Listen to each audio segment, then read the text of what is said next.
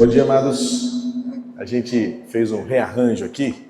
Estamos aguardando a irmã Jéssica chegar como a representante da JBB. Mas para não usar muito o tempo dos irmãos em espera, a gente vai dar início ao nosso encontro para aproveitar ao máximo essa preciosidade que para nós aqui estamos compartilhando aqui a nossa alegria em ter a expectativa surpreendida pela presença de vocês aqui. Eu confesso, admito aqui o meu pecado, de que não achava que teríamos uma audiência tão representativa aqui no nosso Brasil Batista, para falar sobre esses desafios tão prementes do trabalho com a juventude em nossas igrejas locais. Como vocês ouviram, o pastor Purim Júnior, eu sou o pastor da Igreja Batista do Meia, no Rio de Janeiro, há 17 anos. Uma igreja grande, histórica, tradicional, que tem sido, para mim, um desafio muito especial de lidar com uma geração que hoje eu já estou casando meninos e meninas que eu conheci bem pequenininhos lá. Depois de 17 anos, você já começa então a casar aquelas crianças que você recebeu, acolheu naquele tempo. E hoje eu estou aqui para, de fato, talvez representar bem esse tema, encarnar o tema do nosso painel aqui. Porque como pastor de uma igreja de 105 anos, que enfrentou a pandemia como todos vocês enfrentaram, vivendo os dilemas desse país polarizado, um mundo polarizado como a gente está, vendo uma geração após outra surgir, com seus desafios, com seus dilemas, com os seus problemas.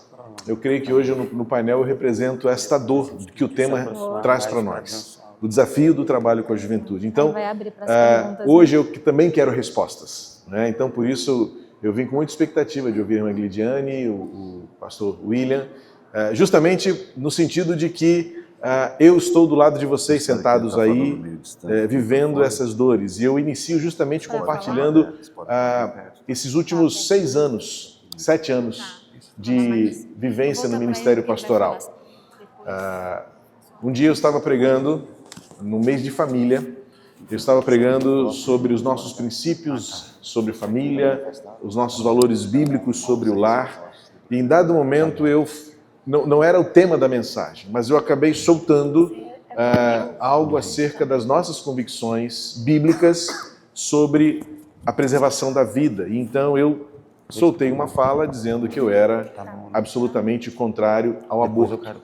Quando eu soltei esta frase, alguns jovens se levantaram e saíram do salão de cultos. Eu percebi na hora, do púlpito, você como pregador, ontem mesmo um pregador estava dizendo aqui que a melhor coisa que você tem do púlpito é o olhar de vocês. E naquele momento eu me senti ofendido, atingido, porque eu percebi que eles falaram diante da minha fala acerca das minhas percepções bíblicas e da verdade que eu retiro da palavra sobre o valor da vida e o nosso governo sobre ela, ou seja, nenhum, né? E o culto acabou, eu chamei uma pessoa de minha confiança e disse: os jovens que saíram, pastor, eles ficaram lá no IP. O IP é uma pracinha que temos do lado, do nosso próprio terreno, e porque tem um IP ali, em volta do IP tem um banquinho, e as pessoas ali, a nossa praça de convivência. E eles falaram: pastor, eles ficaram no IP, e a conversa não era outra senão: que pastor é esse que está falando essas coisas tão caretas? Eles usaram até uma palavra bastante forte, não vou repetir aqui por respeito aos irmãos, mas chegou até mim uma palavra designando a minha fala bastante pejorativa, bastante negativa, e aquilo me machucou profundamente. Eu percebi então, fazendo uma autocrítica, que eu estava, na minha forma de argumentar, de interagir e de conversar, distante daquela juventude. Talvez já há 7 anos, o mundo polarizado sendo construído, não é?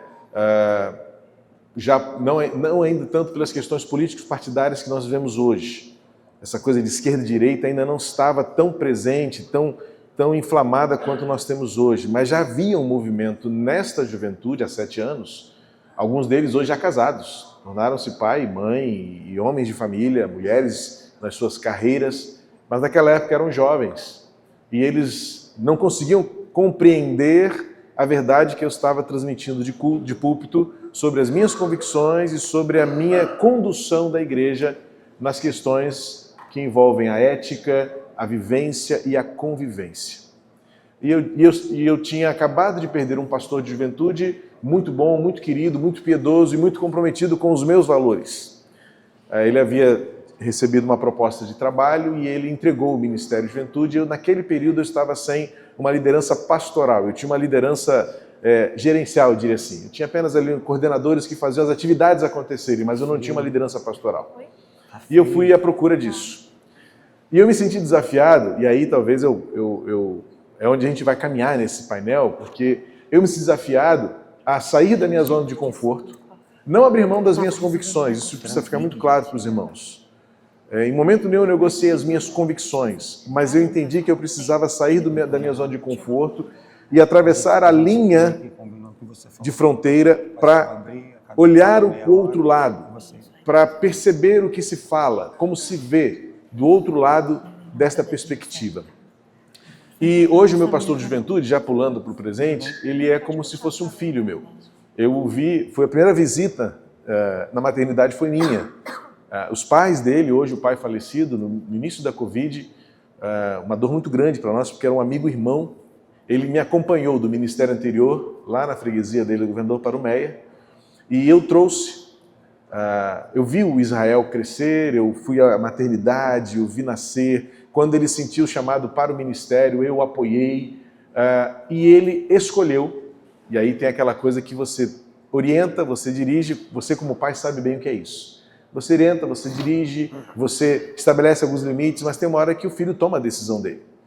E o Israel escolheu uma faculdade teológica não alinhada aos meus princípios. Eu falei, o que será daqui para frente, né? Mas vamos. E uma vez eu perguntei para ele, por que você está indo para o seminário? E disse, pastor, porque eu sou apaixonado por Jesus, eu amo a Igreja de Cristo e eu quero cuidar desta minha geração. Eu falei, bom, você sabe que o seminário para onde você está indo tem uma linha teológica diferente da minha. Eu fui formado pelo Seminário do Sul, aluno de Jerry Key, Landon Jones, filho de Purim, né? Minha mãe trabalhando na estrutura denominacional. Então eu falei, você conhece bem o seu pastor. Como é que a gente vai trabalhar isso? E ele me deu uma resposta que eu me recolhi a minha realidade. Ele disse assim, pastorzão, como já ouviu falar, né? Se a gente continuar apaixonado por Jesus e apaixonado pela igreja, acho que vai dar bom, como jovem diz, acho que vai dar bom isso. Eu falei, então, tá bom. Ele foi e ele estudou na FLAM, Faculdade Latino-Americana, cuja base da teologia é muito minada pela teologia, pelo Ministério Integral da Igreja, né? A teologia do Ministério Integral da Igreja. Nós conversamos muito, Israel e eu trocamos muitas percepções. E ele representa muito bem essa juventude que temos hoje em nossas igrejas. Movida por ideologias, movida por rótulos, por segmentos. Eu ainda tenho me desafiado a caminhar com o meu pastor de juventude, porque eu amo profundamente. E sei que o coração dele, apesar de termos discordâncias, muitas vezes até hermenêuticas, né? Primeiro, ele não é burro. Ele não é inculto. Ao contrário, às vezes eu acho que ele é muito mais inteligente do que eu nas argumentações. É difícil contra-argumentar, mas eu vejo um menino piedoso. E hoje ele está vivendo um dilema, e é onde eu quero chegar com os irmãos. Quando eu trouxe para conversar comigo, eu disse, eu não estou conseguindo conectar com a minha juventude. E eu preciso de alguém que faça essa ponte. E ele disse, ok, mestre, vamos nessa, vamos para cima, como diz a juventude, vamos para cima. E nós oramos muito, a gente tem encontros semanais, a gente fala dos nossos dilemas. E eu ainda não perdi a esperança de que, no fundo, o que nos move continua sendo o amor a Jesus, o amor à igreja e o amor pelas pessoas. Mas nós vivemos num mundo tão diversificado que às vezes é difícil você trabalhar esses pontos de divergência. Eu me lembro de Lucas 8, Quando Jairo vai a Jesus pedindo para que Jesus curasse a sua filha, ela ainda era uma menina adolescente, como Lucas diz, era cerca de 12 anos. Mas como pai, hoje a minha filha tem 20 anos, eu fico me colocando no papel de Jairo ali quando Jesus ainda terminava de falar com a mulher do fluxo de sangue e chega a notícia: pare de incomodar o mestre. A sua filha morreu. A minha grande expectativa é de que a Igreja de Cristo não perca a essência que ela tem no chamado de Jesus. Amar como Ele amou, acolher como Ele acolheu. E muitas vezes nós nos apegamos tanto à nossa diversidade, às nossas diferenças, em que a gente não tem problema em colocar os diferentes para fora, porque pensam diferente, porque agem diferente, porque estão do outro lado do espectro. E para mim o último desafio que eu tenho recebido nesses anos de pastoreio é manter uma igreja unida, mesmo sendo tão diferentes quanto nós somos. Porque eu olho para a mesa de Jesus, quando ele reuniu os seus discípulos sentados, e quando ninguém queria lavar os pés uns dos outros, pensei: isso não é trabalho meu, isso não é serviço meu, isso é do escravo, mais humilde da casa. Jesus vai, pega a toalha, pega a bacia, e ele começa a fazer o que ninguém queria fazer. Eu entendi que o meu lugar hoje no ministério pastoral de uma igreja local é buscar fazer o que ninguém quer fazer. Vocês não imaginam o tamanho e a quantidade de críticas que eu recebo no gabinete de pais que estão de um espectro assim: como é que você deixa? Como é que você concorda? Eu falei assim: eu não concordo, eu gostaria de não deixar, mas eu prefiro eles aqui. De fato, há tensões que eu não consigo abrir mão ainda. Talvez outros pastores mais liberais do que eu até consigam nem lidar, mas eu choro, eu sofro, eu lido com esses desafios com o coração muito apertado, porque eu quero eles à mesa comigo.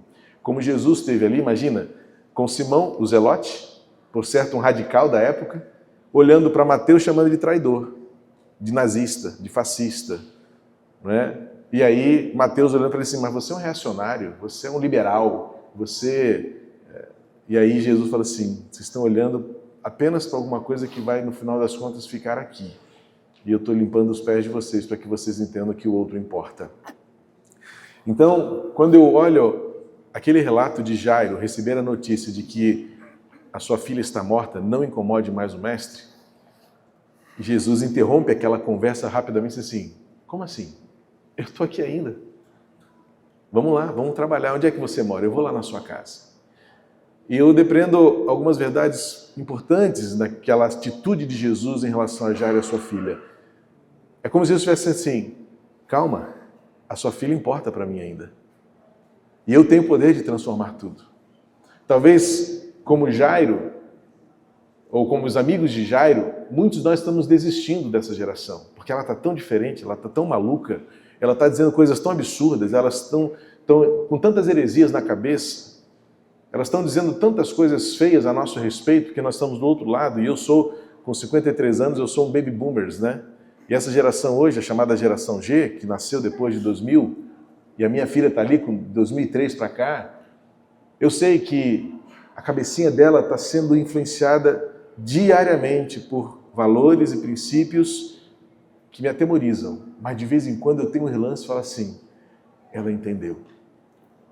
Está aqui no coração dela.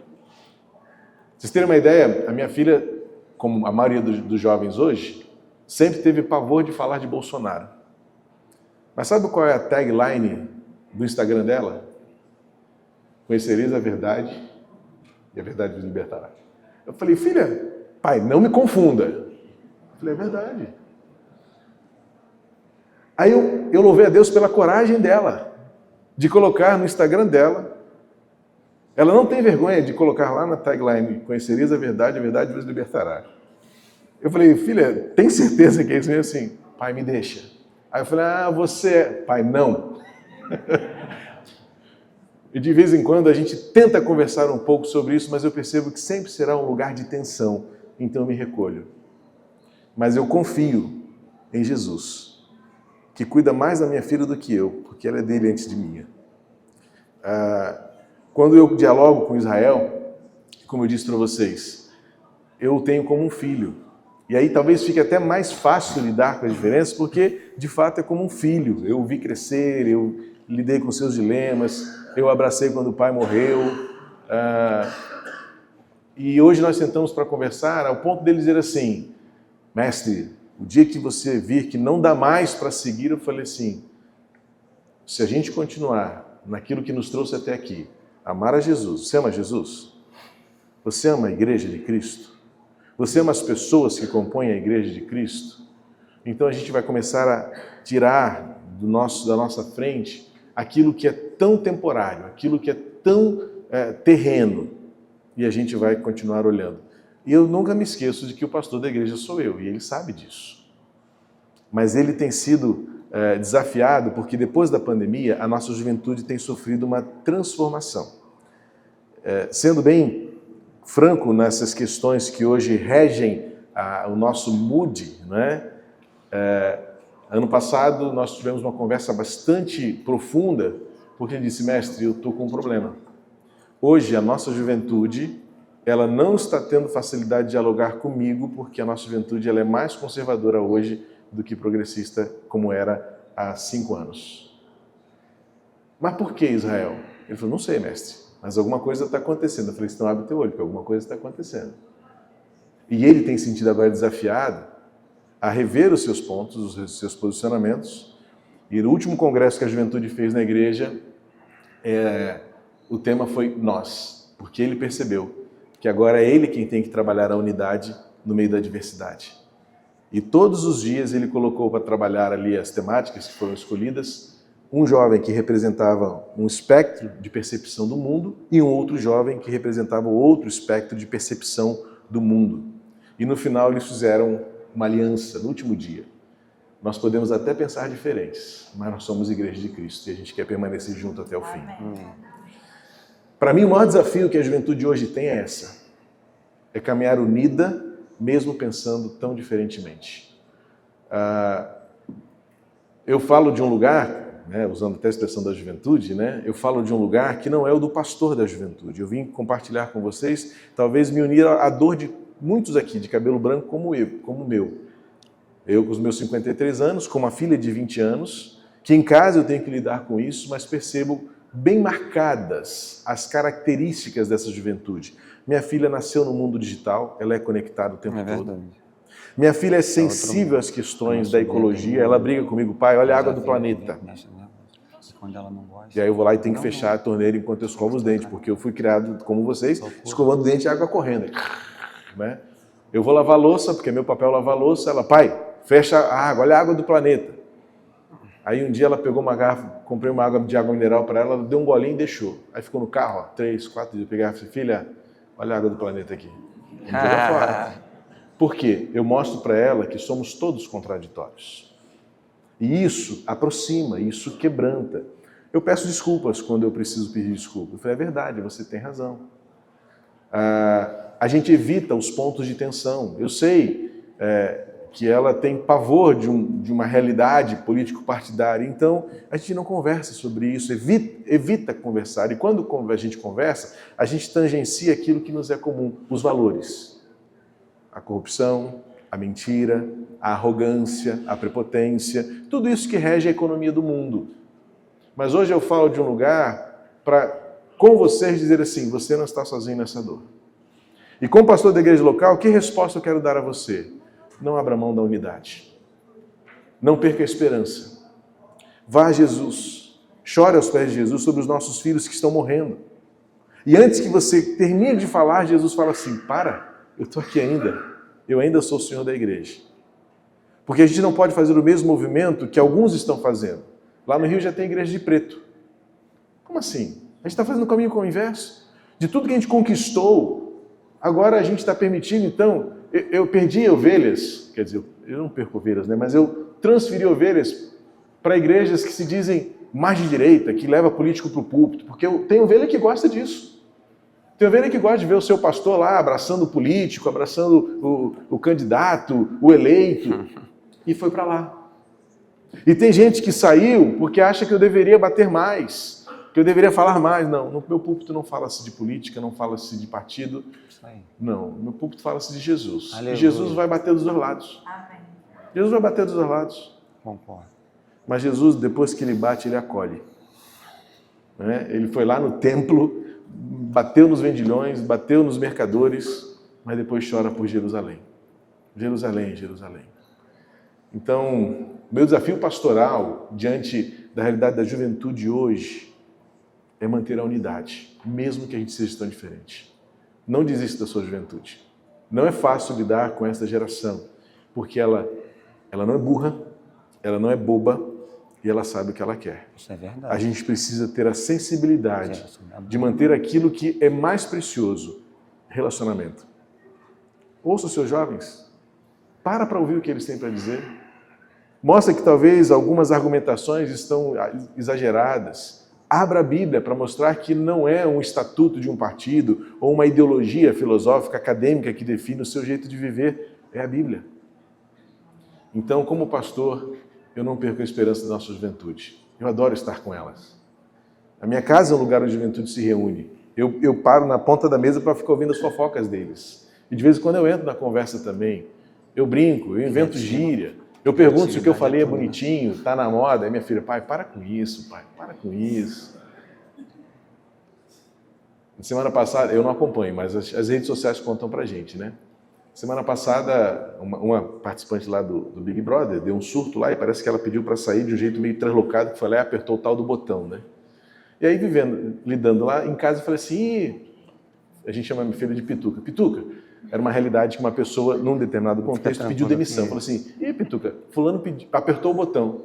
Que isso, pai? Eu falei, não é a gíria que tá... Não, você está inventando isso agora. Eu falei, não estou inventando, não. A menina lá apertou o botão. Aí eu reuni 3 jovens perto dela e falei assim, vem cá, o que você entende quando eu falo assim, fulano apertou o botão? Ah, pastor, meteu o pé. Aí, filha, tu tá errado, eu já sei a gíria mais do que você. Com essa interação, você vai se mantendo no meio deles. Você não se afasta deles. Eu conheço muitos colegas que, com medo do que isso possa causar no meio da igreja, se afasta, silencia, nega.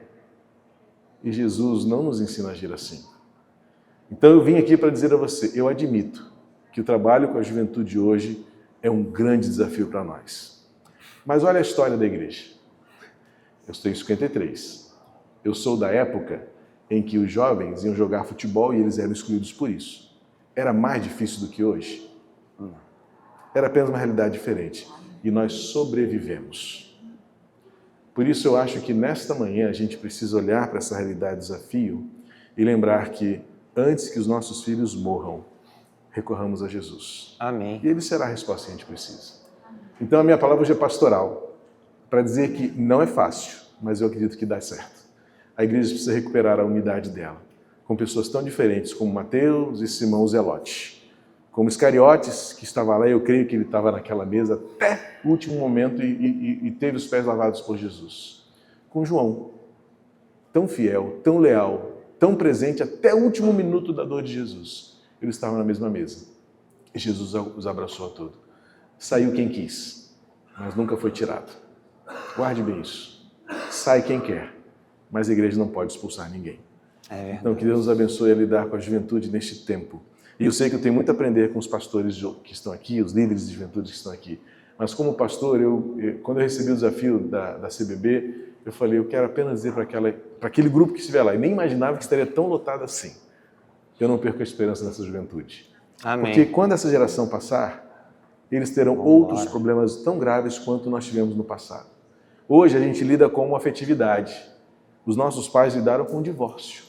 Eu não estou dizendo que isso tudo vai se tornar normal daqui para frente. Eu espero que Jesus volte antes desse dilema. Mas você sabe que já está se tornando normal. Você sabe que já é um problema.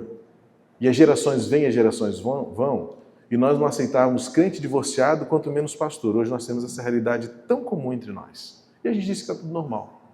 O que eu quero dizer para você é, calma. Não tire ninguém. Na mesa da ceia com Jesus, todos ficaram até que um decidiu sair. Mas saiu porque quis. Jesus não tirou ninguém da mesa. Então, Igreja de Cristo hoje, não tire ninguém não. Se esforce para sentar ao lado, para ouvir, talvez para chorar junto. Mostre o valor que essas pessoas têm para nós. Porque não se trata de esquerda ou direita, se trata de cruz. Amém. E se a gente continuar derramado diante da cruz de Jesus, Ele vai interromper a conversa e vai falar assim, vamos lá na sua casa? Vamos fazer o milagre? E eu creio que Jesus vai fazer, tá bom? Deus abençoe vocês, eu quero ouvir agora os outros também, e depois a gente vai para as perguntas, né? Ah, Jéssica, você chegou, que bom. Tudo bem, pastor? Tudo Boa bem. tarde, gente. Desculpa a demora, eu estava resolvendo um negócio. Bom dia.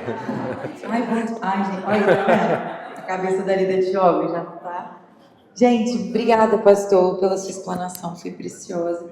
Por essa compreensão, né, de que a geração de agora, ela não é melhor ou pior, é só diferente. São problemas diferentes, né? E daqui a alguns anos, quando nós estivermos, né, no lugar de pais, de pastores sêniores, de educadores, enfim, a gente vai olhar e vai achar também que os dilemas que a gente enfrentou pareciam mais fáceis, porque a gente já venceu e já vai ter vencido eles, né?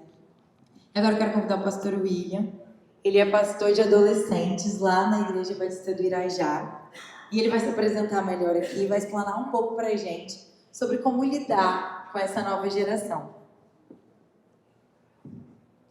Bom dia, irmãos. Graças e paz. Amém? Amém. Não vou perguntar quem não me conhece, porque ninguém me conhece, né? Mas é um prazer muito grande estar aqui com os irmãos. Eu sou pastor de adolescentes e esportes na Primeira Igreja Batista de Irajá. Meu pastor está aqui, pastor João Emílio, que é uma bênção. Me sinto muito honrado de estar aqui com os irmãos. Eu fiquei pensando, quando foi dado o tema, fiquei pensando assim, problema todo mundo já sabe. Então eu não queria, na minha parte, falar sobre o problema da juventude, porque todo mundo já sabe na sua igreja local. Eu quero pensar algumas dicas para a gente tentar resolver alguns problemas na sua igreja com a sua juventude. Amém? Eu queria pedir para passar um vídeo sobre o que Deus tem feito lá no nosso ministério. Pode passar, por favor. E 9. Ser, criar e viver. Avivamento. Somos um ministério avivado para a glória de Deus. Acreditamos que o avivamento não está para acontecer. Ele já começou. E nós fazemos parte disso. Discipulado. Nós acreditamos no discipulado. Cremos que através disso levamos pessoas a conhecer a salvação que está em Jesus Cristo. Chamado. Nosso coração queima por um chamado. O chamado gera outros chamados. Todos nós temos um chamado. Chamado é envio.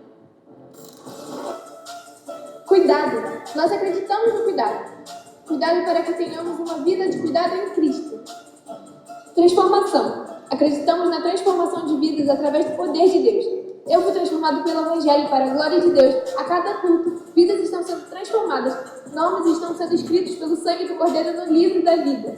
Somos em Deus, criamos no Espírito, vivemos em Jesus. Ganhamos mais de 200 pessoas para Jesus através do esporte. Nós acreditamos que o esporte é uma estratégia para ganhar vidas para Cristo. Esporte é salvar vidas, vai salvar o Brasil. Então, esse é um pouco do que Deus tem feito na nossa vida lá. Hoje nós temos uma realidade de mais de 500 adolescentes para a glória de Deus.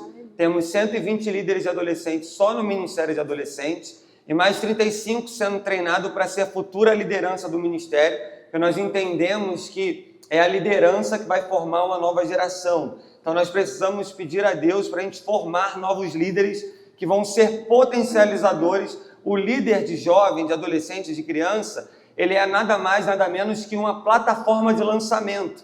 Ele não é o herói, ele forma heróis. Então a saúde do ministério está diretamente ligada à liderança do ministério.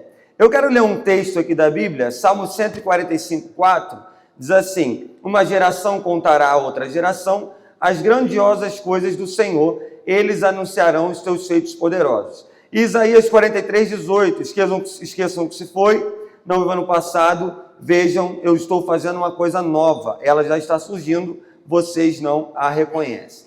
O nosso pastor diz lá na nossa igreja que a igreja tem que ser do pai, do filho, do avô e do neto, ou seja, uma igreja multigeracional. Nós não queremos uma igreja só de crianças, nós não queremos uma igreja só de adolescentes, ou só de jovens, ou só de adultos. Nós queremos uma igreja onde o idoso tem espaço, onde a criança tem espaço, porque tem lugar na mesa para todo mundo. Amém? Você crê nisso? Você quer ter uma igreja multigeracional lá?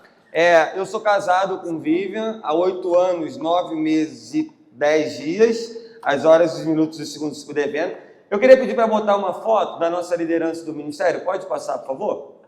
Isso aí é uma foto do acampamento que nós tivemos, a volta. Ficou lá na volta da igreja, aquela foto normal de volta de acampamento. Pode passar, por favor? E essa aí é a nossa liderança. Por quê? Ninguém faz nada grande sozinho. O pastor Carlito Paz vai dizer. É melhor você treinar 10 pessoas do que você fazer o trabalho das pessoas. Pode avançar, por favor? E para nós, no Ministério de Esportes, eu penso que toda a igreja deveria iniciar um Ministério de Esportes. Porque esporte para nós é salvar vidas. E o esporte é uma linguagem universal que ganha muita gente nova para Jesus. Nós temos um Ministério de Esportes há 7 anos e nesse ministério nós ganhamos mais de 200 pessoas que nunca pisaria na igreja. E quando eu digo pessoas, eu falo crianças, jovens, adolescentes e adultos. Pode avançar, por favor? E aí eu queria pensar com você sobre como nós podemos ganhar a nova geração. Entendendo que eu sou fruto de um ministério de nova geração. Eu sou um adolescente que tinha tudo para dar errado, um adolescente que achava a igreja chata, que não tinha vontade nenhuma de pisar na igreja. Na minha época, os meus líderes não comunicavam comigo e quando o pessoal me chamava para as programações, eu falava assim, eu prefiro jogar futebol. Até que o pastor João Emílio chamou o pastor Natan Fernandes, que é meu pai na fé, e ele fez algo diferente sem mudar os princípios imutáveis da palavra de Deus. Porque a forma muda, a essência não. E aí ele fez uma gincana de adolescente que tinha torta na cara, mas tinha perguntas bíblicas. Que tinha corrida, mas tinha um culto dentro da gincana. Em uma daquelas gincanas eu me converti e eu vi que no evangelho pode-se rir.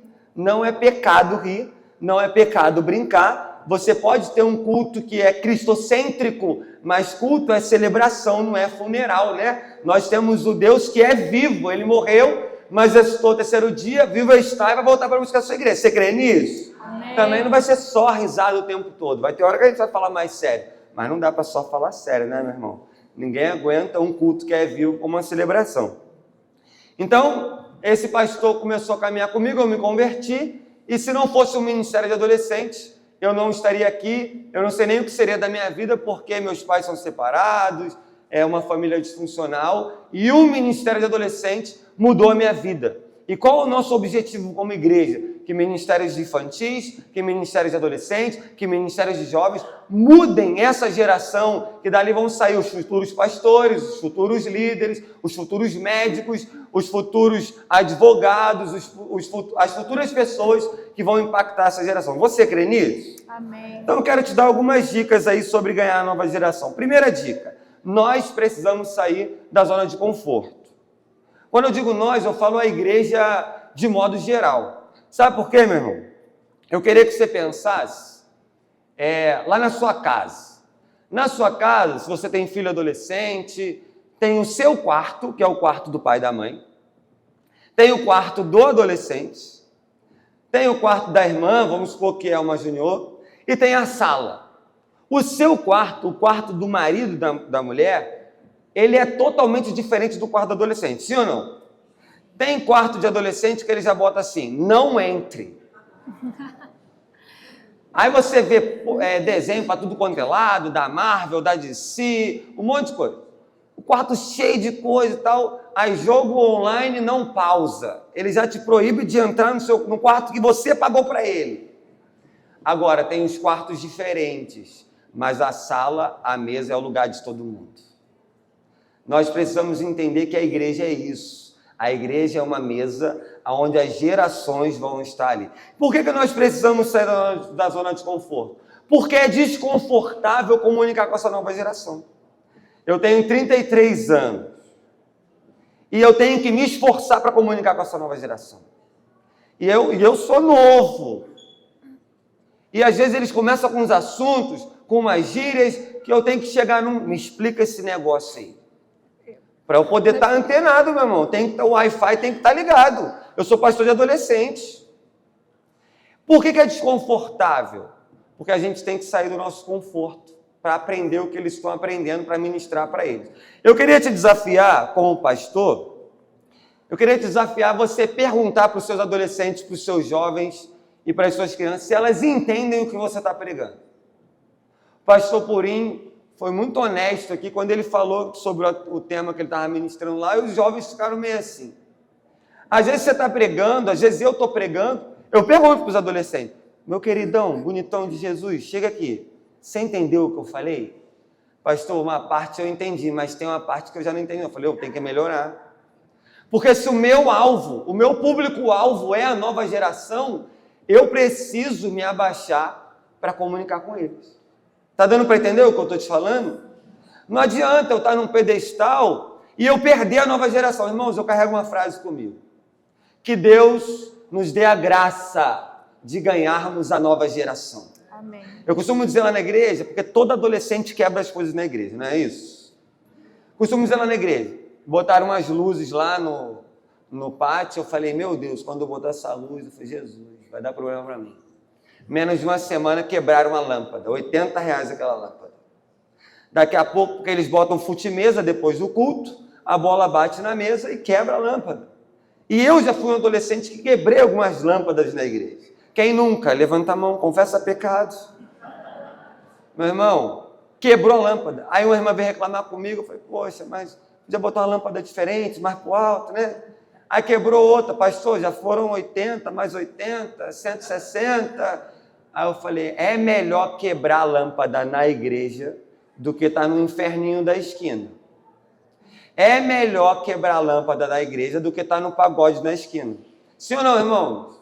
Eu prefiro dentro da igreja, como o pastor Purinho falou. Então, nós precisamos pedir a Deus a graça de sairmos da nossa zona de conforto, porque nós não queremos perder essa geração. Você quer perder os adolescentes da sua igreja? Você quer perder os jovens da sua igreja? Você quer perder? Não, nós queremos ganhar, porque nós acreditamos que eles não são só o futuro da igreja, não. Eles são o presente também. Uma segunda dica. Nós precisamos orar e pedir a Deus estratégias. Irmãos, quando você olha Êxodo 3, 2 a 6, você vai ver o chamado de Moisés. Vai dizer a Bíblia que tinha um arbusto que pegava fogo, uma árvore, e aquela árvore não era consumida pelo fogo. A Bíblia vai dizer na versão NVI, no versículo 3, que aparece a expressão assim, que impressionante, vou ver isso de perto. Deus não começou com Moisés com princípio. Deus começou com Moisés com criatividade, aproximando ele. Agora, quando Moisés chega perto daquela árvore, a Bíblia vai dizer na NVI que as Escrituras Sagradas dizem assim, que é impressionante, eu vou perto. Aí Deus fala assim para Moisés, Moisés, Moisés, a terra que você está é terra santa. Tira as sandálias dos seus pés, eu sou o Deus de Abraão, Isaque e Jacó. Primeiro veio o atrativo, depois o princípio. Eu não estou querendo dizer para você que o Ministério de Jovens, da nova geração, tem que ser oba-oba, não, meu irmão. Mas nós precisamos comunicar diferente para poder botar o princípio na vida deles. Você está entendendo o que eu estou te falando? Hoje muitas pessoas querem pegar o princípio que é santo, é profundo, colocar a goela abaixo na vida de um jovem, de um adolescente. Eu quero dizer para você que assim ele não vai te ouvir. Às vezes a gente quer ficar dando bronca o tempo todo, assim eles não vão nos ouvir. Que nós venhamos ter a graça de trazer eles para perto e ensinar o princípio. Por quê? Nós precisamos pensar se o nosso culto comunica com eles. Será que o culto da sua igreja comunica com a nova geração? E aí a gente tem que pedir estratégias. A gente tem que pedir estratégias se a gente vai ter um culto para os adolescentes, se a gente vai ter um culto para as crianças, além do culto de domingo, que é todo mundo junto e está tudo bem, louvado seja Deus por isso. Se nós vamos ter um culto só de jovens, eu tenho percebido que as igrejas de novas gerações que estão mais avançando assim, sendo saudáveis, são igrejas que têm cultos semanais. São igrejas que investem na nova geração. E aí, quando eu digo estratégias, são estratégias como ministérios de artes para a glória de Deus. A arte é de Jesus, irmão. Você crê nisso? Então, um ministério de teatro, por exemplo, lá na nossa igreja tem mais de 80 meninas no balé. Ministério de balé, dança contemporânea, as meninas amam aquilo. O ministério de esportes, comunicação. Quem é o melhor grupo para trabalhar na comunicação da sua igreja? A nova geração, meu irmão. A nova geração. Quando nós, os mais velhos, tiramos uma foto, eles falam assim, essa foto tá ruim, hein? Você não pegou... É assim ou não é? Essa foto... E agora, aí algumas redes sociais das nossas igrejas não estão legais, e um monte de jovem adolescente lá dentro. Peça a Deus estratégias para você comunicar com a nova geração. Por exemplo, quando eu falo esporte, futebol, luta, pastor, mas luta é do capeta, meu irmão. Se é para ganhar pessoas para Jesus, nós vamos ganhar. Nós começamos com jiu-jitsu, kickbox e karatê lá na nossa igreja. Só nessas 3 modalidades, nós temos mais de 100 pessoas.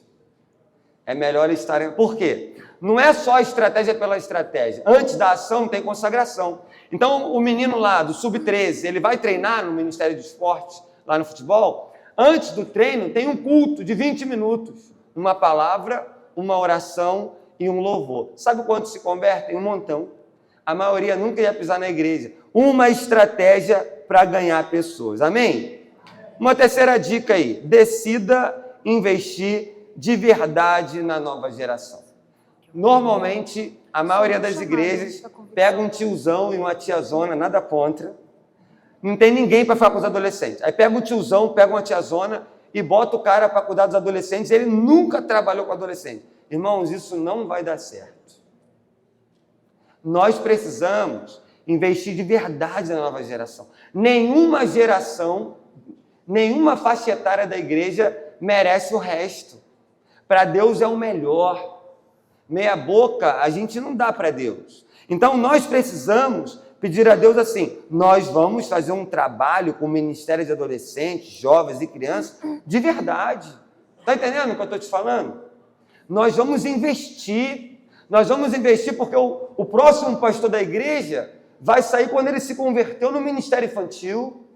A próxima ministra de música da igreja vai sair naquela aulinha de violão para aquela criança, que a criança fica blém, blém, blém, ninguém está entendendo nada, mas no futuro ela vai ser uma ministra de música. Você crê nisso?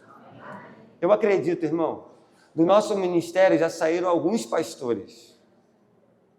O pastor Natan foi fruto do Ministério de Adolescentes, Embaixadores do Rei. Eu sou fruto de um ministério. Pastor Lucas, fruto de um ministério. E outros frutos de um ministério da nova geração. Então, que Deus me dê a graça e te dê a graça da gente investir de verdade na nova geração. Eu sempre fico pensando que nós estamos formando a próxima geração de crentes. E sabe o que eu peço a Deus? Que a próxima geração seja melhor que a nossa. E aí, eu vou para mais uma dica aqui. Estou dentro do meu tempo aqui, se acabar eu paro. Seja um líder inspirador para a nova geração. Nós não podemos, você não pode ser um pastor, uma líder, que fica reclamando toda hora do seu ministério e das suas lutas. Uma vez eu fui pregar num congresso de jovem adolescente, pastor, e naquela igreja lá, para a realidade dela, tinha 50 adolescentes, eu não estou falando de números, 50 adolescentes é coisa pra caramba. E eu estou vendo que o negócio está bem, tá todo mundo feliz, bombando, e o líder de jovem começou a ficar reclamando comigo toda hora. Ele reclamou uma, falei, não estou entendendo, esse cara está com algum problema. Ele reclamou 2, e o negócio feliz, bênção, uma gincana lá, reclamou 3, reclamou do pastor, reclamou da igreja, Eu já estava ficando meio sem paciência, falei, Senhor, me segura, eu não conheço muito irmão aqui. Teve uma hora que eu falei assim, meu amigo, você é murmurador, hein? Quem murmura não prospera, meu irmão. A murmuração é a sepultura das promessas de Deus. Querido, você tem mais de 50 adolescentes e jovens aqui, você tem que agradecer a Deus. Tem igrejas que não tem nem isso de membro. E você só está reclamando dos seus jovens. Talvez seja por isso que não está melhorando. Ele continua meu amigo até hoje, louvado seja Deus. E está tudo certo. Amém. Meu irmão, se for para a gente ficar reclamando... mas ele... Deixa eu falar um negócio para você aqui. A gente não tem que inventar moda com jovens adolescentes, não, meu irmão. A gente tem que ir para a Bíblia. Quando a gente pregar, a gente não tem que ficar inventando moda, não. É pregar a palavra de Deus. Eles precisam da Bíblia. Uma vez um pastor chegou para mim e falou assim, eu não faço mais culto lá na minha igreja para os adolescentes e para os jovens. Eu falei, que loucura é essa, meu irmão? Aí ele falou, lá agora é só festa. Aí eu pensei assim, não, mas é uma festa assim, tem um culto, aí depois do culto tem uma festa, que não tem problema nenhum, né? Fazer uma festa depois do culto, sei lá, para abençoar o ministério, alguma coisa. Aí eu tentei ainda desenvolver. Não, culto tem sempre. enquanto eu penso que o que vai mudar essa geração é um culto voltado para a palavra de Deus. É a pregação da palavra de Deus que vai formar essa nova geração. E aí o pessoal está querendo inventar moda. Não, meu irmão, nós vamos investir nessa nova geração como líderes inspiradores através da palavra de Deus. E a última dica: receba o inédito dessa geração. A nova geração tem coisas boas para ensinar para a gente. A nova geração, eles são crentes, irmão. Tem gente que é crente. Sabia que tem adolescente que deve ler mais a Bíblia que a gente? Sabia que tem adolescente que deve orar mais que a gente? Eu conheço adolescentes que eles são os únicos crentes da sua casa. Eu fui o único crente da minha casa quando eu era adolescente. Isso te faz buscar mais. Tem adolescentes que falam assim: pastor, eu passo madrugadas orando pela nossa igreja. Pastor, Deus me deu um chamado missionário. Pastor, eu quero ser líder para abençoar a futura geração da igreja. Eu fico muito feliz de ver algumas igrejas, e para a glória de Deus lá na nossa igreja a gente vê isso. Às vezes a gente está no culto de domingo, que é o culto principal da igreja, tem um adolescente de 12 anos na câmera, filmando o culto. Tem um adolescente de 15 anos tirando foto. Tem um adolescente de 13 anos que, se você olhar a família, não era para ele estar ali de jeito nenhum, ele é um improvável. Ele está no som da igreja.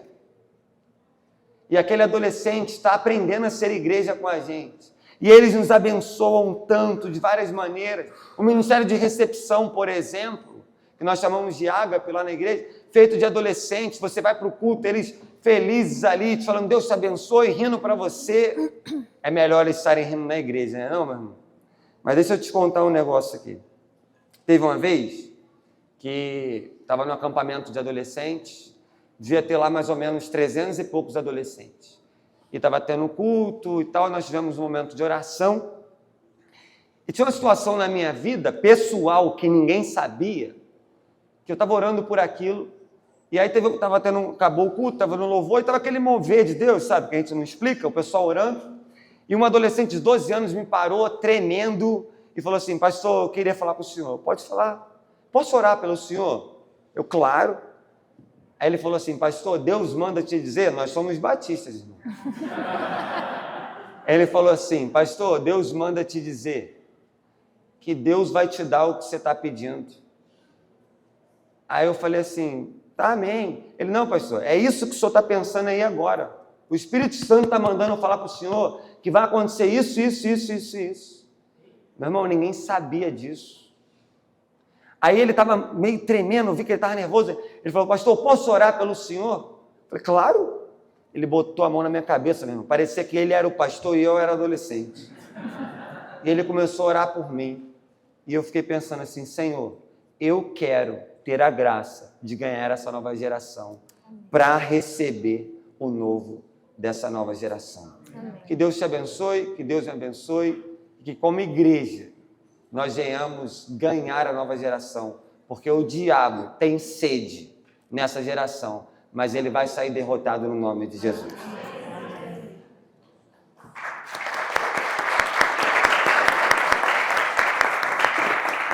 Amém, obrigada pela explanação, pastor. E agora eu quero convidar a Gleide.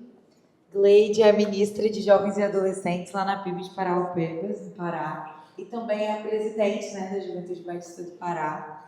E agora ela vai explanar um pouco para a gente sobre o desafio da liderança, né, dos jovens e adolescentes. Bom dia. Gente, desafio meu estar aqui hoje. Quando Jéssica me enviou uma mensagem, oi linda, eu falei, meu Deus, já vem negócio forte por aí, né? Qual é a missão? Quando ela me falou que era para estar aqui, eu não sabia se eu sorria, se eu chorava de nervosa, mas aceitei o desafio. E sou, né, ali de Parauapebas, no Pará. Cadê os paraenses que estão aqui? Oh, gente, vieram me dar um apoio moral aqui hoje. Glória a Deus pela vida de vocês que estão aqui comigo hoje. E muito feliz, né, grata ao Senhor. Para mim é um privilégio, né? Conheci o pastor William só nas redes sociais, quando eu vi que ele estaria aqui junto comigo. Nossa, que honra, né? Estarmos juntos. Muito feliz mesmo, né? E como o pastor, né, não quero também ficar falando aqui só dos desafios, porque todo mundo já sabe dos desafios. mas eu quero falar a primeira chave, né, da convicção do chamado. Tem alguém que trabalha com líder aqui de juventude? Ninguém é líder de juventude aqui? Ah, tá. Mas alguém que tem esse desejo, essa chama no coração, mas aí está ainda com medo e pretende trabalhar com jovens e adolescentes? Tem uma ali, duas, três. Amém. Glória a Deus. Então, eu quero falar um pouquinho sobre a convicção do chamado. Para começar, né, aceitar esse desafio, você tem que realmente estar convicto.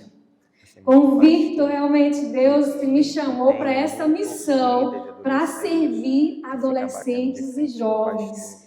E a convicção, né, o nosso mestre, nosso Jesus, nosso grande exemplo foi o que ele teve, né? Convicção do seu chamado, que ele não saiu do eixo, porque ele tinha segurança. Foi a convicção que deu segurança a Jesus de enfrentar o desafio da cruz. E nós, como líderes de juventude, quando nós temos essa convicção, vai vir o medo, mas você vai continuar. Vai vir as frustrações, mas você vai continuar. Vai vir o desânimo, mas você vai estar ali firme, porque você tem convicção que Deus te chamou para essa missão. Mas antes de vir a convicção, queridos, nós temos um conflito, né? Porque é desafiador, né? Para mim, principalmente quando eu recebi essa convocação do Senhor, agora você vai trabalhar com jovens e adolescentes. Eu entrei em crise. Eu fiquei numa crise muito grande, porque eu falei, Deus, eu passei a maior parte da minha vida trabalhando com crianças, né, servindo crianças. Eu achava que o meu ministério seria só com crianças e, de repente, Deus me convoca para trabalhar com jovens e adolescentes. Eu falei, meu Pai, esse desafio é grande demais, eu não vou dar conta. Como assim? Aí comecei a olhar para a nossa geração, uma geração no mundo virtual, né, onde o comportamento do adolescente é redefinido ali pela internet. É uma geração de vitimistas, é uma geração de jovens eternas crianças, né, adultas que ainda querem ser crianças. Então, quando você para e começa a olhar para todos esses desafios, aí você entra em crise, né, Senhor? Eu não vou dar conta. Eu não vou dar conta. E é uma palavra que eu quero deixar para você, que foi algo que o Senhor sempre trouxe ao meu coração, que o mesmo Deus que diz vá, é o mesmo Deus que diz eu estou contigo. E várias vezes o Senhor trouxe essa palavra ao meu coração: filha, não tenha medo, eu estou contigo. Filha, eu estou contigo. Então isso me trouxe segurança e me fui entendendo realmente, tendo convicção que era para isso que o Senhor estava me convocando para aquele momento. Hoje eu estou há 6 anos no Ministério de Jovens e Adolescentes, ali na PIB, em Parauapebas, e quando eu achava que o meu desafio era tão grande só ali na igreja local, né, aí comecei a pensar, não, vou ganhar a cidade, né, para Parauapebas, para Jesus, eu quero ganhar todos os jovens para Jesus. E aí Deus me faz uma outra convocação. Agora era a convocação não ser somente líder de jovens na igreja local, mas agora líder da juventude do Estado. E quando eu me vi ali com aquela convocação de Deus, agora ser líder da juventude do Estado do Pará, eu falei, meu Deus, né, aumentou o desafio, né, como eu vou fazer? E às vezes nós usamos de desculpas, né, as nossas próprias dificuldades pessoais, né, de achar, eu não sei falar, eu não tenho capacidade, eu não vou dar conta, né? É muito complicado entender a juventude de hoje. E nós começamos então a colocar dificuldades pessoais para dizer um não para Deus, né? Para dizer, não, Senhor, eu não quero isso para a minha vida, né? Não vou conseguir. Mas, mais uma vez, eu coloco a palavra para você, né? O mesmo Deus que diz, vá, é o mesmo Deus que diz para você, eu estou contigo. Amém. Então não tenha medo, né, de assumir esse desafio, né, que o Senhor está te convocando. E não deixe o Senhor esperando, né? Aceite esse desafio. Pode passar. E aí quero colocar aqui algumas perguntas, né? Quando a gente começa, né? Como eu vou começar o ministério com juventude? Eu comecei ali em 2017 ali na PIB em Parauapebas. E quando cheguei ali na igreja, tinha mais ou menos tinha acho que nem 15 adolescentes, e os adolescentes eram todos filhos de irmãos da igreja, e eu tinha somente aqueles adolescentes para trabalhar. Aí eu falei, meu Deus, né, o que fazer? A gente precisa entender que o plano não é meu, as estratégias não são minhas, o poder não é meu, a glória também não é minha, é do Senhor.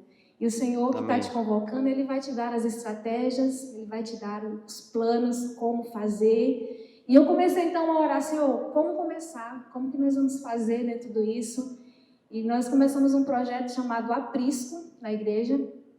E a ideia era realmente de fazer um ambiente que o jovem e o adolescente se sentisse pertencer ali naquele grupo, de acolher, né, um ambiente saudável onde ele ser acolhido, né? Então, o aprisco, para quem não sabe, né, é um curral de ovelhas. Então, o nosso lema é, nós somos 99, né, vamos atrás da ovelha perdida. Então, nós estamos sempre assim, trabalhando, vamos atrás da ovelha perdida, né? Vamos trazer para o aprisco, né, esse ambiente aqui de acolher, né, mais jovens. E eu fico muito feliz quando eu escuto jovens, né, que chegaram no aprisco e falam assim, poxa, eu fiquei aqui porque eu me senti muito acolhido, né, muito acolhido. Então a gente buscou trazer esse ambiente de acolhimento em que ele se sentisse bem ali no grupo, né, realmente um ambiente que ele fosse abraçado, né? Então o relacionamento é um ponto crucial para você estar ali com o seu jovem, prender o seu jovem na igreja, porque não vai ser um louvor, não vai ser uma palavra maravilhosa que vai prender o jovem adolescente na igreja. É o relacionamento. Relacionamento que vai prender o seu jovem, o seu adolescente ali na igreja.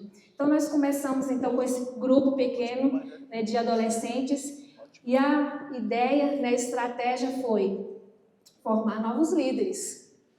E aí eu comecei, né, falar assim, agora vamos, eu tenho até um jovem lá da minha igreja que diz assim, que eu sou a caçadora de talentos. Então, quando eu comecei a observar as habilidades de cada um, né, eu comecei a olhar ali, não, esse daqui é do louvor, esse daqui é da dança, esse daqui é da mídia, esse daqui é intercessão. E nós fomos então trabalhando, né, grupos, ministérios que já tinham na igreja. E aí eu formei então um grupo de louvor, no próprio grupo da juventude. Formamos um grupo de dança, né, no próprio grupo de juventude. Nós temos um grupo de mídia, nós temos um grupo de intercessão da juventude, nós temos um grupo para evangelismo e missões, e todos eles tinham um líder e conectados com a liderança da igreja.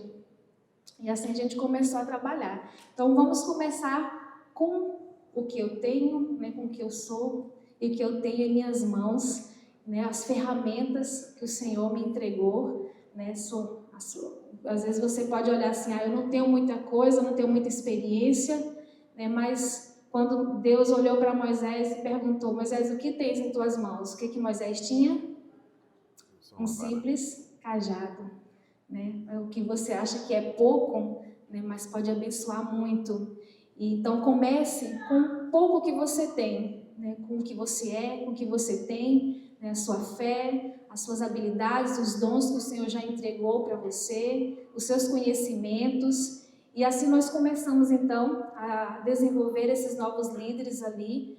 E para a glória de Deus, hoje eu posso sair e o trabalho continua lá, porque eles, né, estão trabalhando, né? E nós, de 15, mais ou menos 15 jovens, hoje nós temos 120 a 130 jovens adolescentes na igreja, e a maioria estão inseridos em algum ministério da igreja. O ministério de mídia é toda a juventude. 90% do ministério de louvor é juventude. Na dança nós temos, não estou ainda como o pastor William lá de 80, mas nós já temos 20. Né? Então, a maioria dos jovens estão assim, inseridos em algum ministério, né, de juventude, até treinamento para aqueles que tinham habilidade para pregar, né, a gente também colocava. Hoje eu tenho 3 jovens que estão no Seminário do Sul, né, que saíram de lá também e foram para o seminário, e tem mais 2 lá que estão se preparando também para ir para o seminário. Então, comece a trabalhar com o que você tem, tá? Não achando que você não sabe muito, mas comece com o que Deus já colocou, as ferramentas que Deus já entregou para você em suas mãos. E quando começar? Quando eu devo começar? Não é amanhã nem depois, é agora, é imediato. Deus te chama, então é agora. Não espere, meu irmão, a próxima capacitação, a próxima conferência, o próximo revitalize. Não, é agora. Deus está te convocando, então comece agora. Chegue lá na sua igreja, pastor, quero me alistar aqui, vou trabalhar com juventude, quero ajudar, né? Vou estar junto aí, servindo a juventude agora. Porque você tem que entender que você é apenas servo, você é apenas o ajudante de Deus. A obra é dele, a missão é dele, o ministério é dele. Ele está te convocando, mas é ele que vai te conduzir. Você vai ser somente esse instrumento. Então, quando você entende isso, você fica mais tranquilo, você relaxa mais o seu coração. E eu demorei um pouquinho para entender, mas eu entendi. Fiquei aflita quando Deus convocou, mas quando eu entendi, né, eu fico mais tranquila, porque é ele que faz. O plano é dele, a estratégia dele, o poder dele, a glória é dele. Eu sou apenas ajudante, somente serva do Senhor para estar conduzindo. Então não deixe para amanhã ou para depois, comece agora. Deus tem pressa, não deixe Deus esperando, tá bom? Onde começar? Onde eu devo começar? Seu lugar de serviço é onde você está. Onde você está inserido hoje? Qual é a comunidade que você está hoje? Comece onde você está. Eu comecei ali na igreja e eu não esperava um dia ser líder de juventude do estado, mas um dia eu estava pregando, até o pastor está aqui, lá de Campanema, e fui convidada para estar levando uma palavra lá com a juventude, e lá antes de falar para os jovens, Deus me entregou uma palavra: filha, porque foste fiel no pouco, eu te abençoarei no muito. E aí eu estava ali, meu Deus, né, eu estou agora aqui como líder, representando o Estado, né, conduzindo essa juventude, né, todo o Estado. E foi desafiador, mas comece onde você está.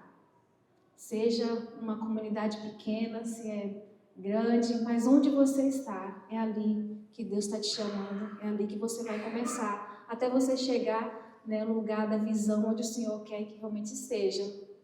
Então, não fique, às vezes, principalmente o jovem, né, a gente pensa logo, não, vou para as nações, né, vou para outro lugar. Não, comece onde você está.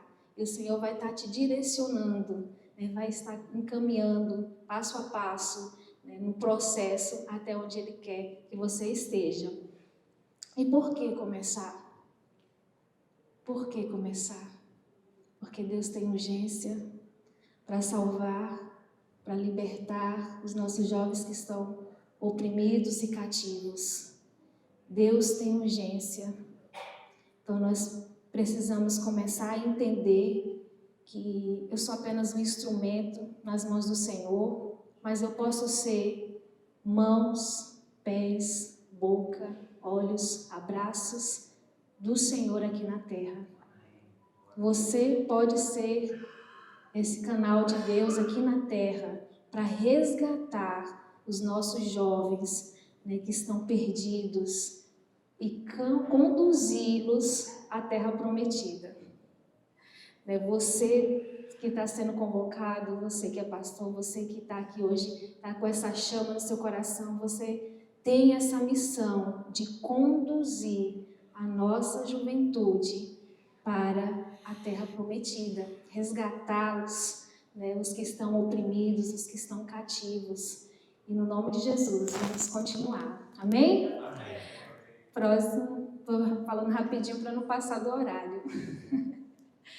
Estabelecer conexões. Né? Eu vi a importância de nós estarmos aí estabelecendo essas conexões.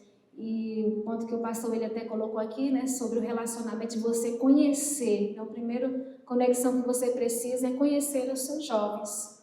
Você precisa saber qual é o nome do seu jovem, qual a idade, onde ele estuda, se os pais são da igreja. Isso é muito importante e faz toda a diferença, né? O jovem olhar para você e saber assim, poxa, ele sabe o meu nome, ele sabe a data do meu nascimento, né? Dar os parabéns, né? Mandar ali uma mensagenzinha, né? Hoje é seu dia, parabéns, né? Isso faz toda a diferença, meus irmãos. Ele vai se sentir realmente ali acolhido, né? Então, primeira conexão é você conhecer o seu jovem. Você ouvir, né, as suas dores, você ouvir ali as dores emocionais e espirituais, estar atento ali para ouvi-lo. Né? Isso é muito importante. Então, conheça o seu jovem. Um outro ponto muito importante é você ter conexão com o seu pastor. Quantos pastores aqui? Glória a Deus! Aleluia! Muitos pastores aqui. E uma das coisas que eu busquei fazer, assim que eu assumi o ministério, ali na PIB Parauapebas, foi me conectar, de fato, com o meu pastor. Né? Falei, pastor, o que é que o senhor pensa? Né? O que é que o senhor tem conduzido o Senhor aqui para a igreja? E, para a glória de Deus, assim, nós realmente temos essa conexão, né, de ideias, né, e isso é essencial para o trabalho de juventude, né, o líder, né, está conectado com o seu pastor. E meu pastor é um grande apoiador do Ministério de Juventude. Ele tem 65 anos, mas eu digo que ele é o jovem mais jovem do meu aprisco, né, que está sempre lá acompanhando. Eu sempre coloco ele pelo menos uma vez no mês, pastor, vamos lá com a gente, né? Ele está lá junto com a gente e às vezes eu faço algumas atividades, vamos pular, vamos estar junto lá pulando com a gente, né? Jovem, né? É o meu jovem, meu pastor. E isso é muito importante, pastores, né? Estar apoiando, estar abraçando o Ministério de Juventude, estar caminhando junto com o seu líder, sentar, conversar, isso é muito bom. E glória a Deus que eu tenho isso com o meu pastor, né? Nós realmente temos essa conexão e que nos ajudou muito no desenvolver do trabalho, né, com a juventude. Algumas coisas o pastor até comentou aqui também, não lembro mais qual foi dos dois, né?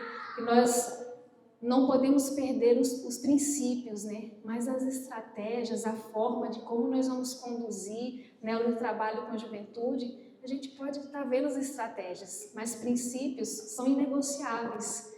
Então a gente sempre procura fazer algo, né, inovador, né, ali no culto, né, mas buscando viver os princípios. Viver em oração, incentivando sempre a leitura da palavra. Hoje nós temos um Ministério de Intercessão da Juventude. Toda segunda-feira, das 18h30 às 19h30, nós temos um grupo de jovens, né, se reunindo, orando pela juventude. E ali a gente tem incentivado os nossos jovens a orarem, nós temos incentivado os nossos jovens a lerem a Bíblia, a importância, né, da busca contínua. Não é só festa, não é só oba-oba, mas nós estamos sempre ali juntos, né, caminhando, né, incentivando a viverem os princípios. E uma outra conexão muito importante é com os pais, né, principalmente quando você tem muitos adolescentes. Né, você trazer os pais, você conhecer os pais, você vai entender um pouco do seu jovem. Quando você conhece os pais, você vai entender as atitudes de alguns adolescentes. Então, cria essa conexão com os pais também. Né? Conheça, né, a realidade familiar. Né? Eu consegui também trazer os pais para estar junto comigo, trabalhando no ministério. Então, quando tinha alguma programação, tem alguma programação da juventude, os pais já vêm chegando, o que precisa, o que está faltando, eu já vou passando a lista, né? Então, esse apoio, né, dos pais também é muito importante. E a última conexão, que não menos importante, mas a principal, é a conexão com Deus. Né? O líder precisa estar sempre num relacionamento de intimidade, porque é ali no lugar secreto que o Senhor vai estar te dando as estratégias, é no lugar secreto que você vai estar entendendo qual é o próximo passo. Porque Deus não vai te falar logo tudo, né? Ele vai dar passo a passo. Né? Caminhamos um passo, Senhor, e agora? Né? depois o Senhor vai estar revelando o próximo passo. Então, essa conexão, essa intimidade com o Senhor é essencial, né, para a vida do líder, né, para nós estarmos buscando aí entender quais são as estratégias que o Senhor quer, né, que nós possamos viver. E é isso. Eu espero ter colaborado.